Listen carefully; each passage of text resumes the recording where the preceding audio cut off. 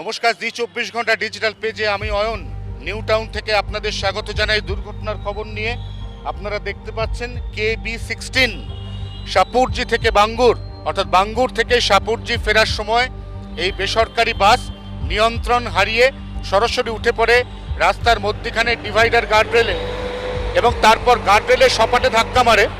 বাসে সেই সময় 12 যাত্রী ছিলেন, যার মধ্যে 10 জন আহত, তার মধ্যে 2 জনের আঘাত গুরুতর। এই মুহূর্তে নিউ টাউন পুলিশ তারা এই বাসটিকে এই গার্ডওয়াল এবং ফুটপাথ সেখান থেকে মুক্ত করার আপ্রাণ চেষ্টা করছে। বাসটিকে স্টার্ট দেওয়া হয়েছে। বাসটিকে স্টার্ট দেওয়ার পরে এই সম্পূর্ণ ভেঙে চুরে দুমড়ে মুচড়ে যাওয়া যে ফুটপাথের গার্ডরেল, এই গার্ডরেলগুলো সরিয়ে এখান থেকে বার করার চেষ্টা চলছে। কাজটা খুব সহজ নয়, তবু আপ্রাণ চেষ্টা করছেন এখানে কর্তব্যরত বিধাননগর কমিশনারেটের পুলিশ কর্মীরা। জি 24 ঘন্টার জন্য ক্যামেরা নবীনের সঙ্গে অয়ন, নিউ টাউন, কলকাতা।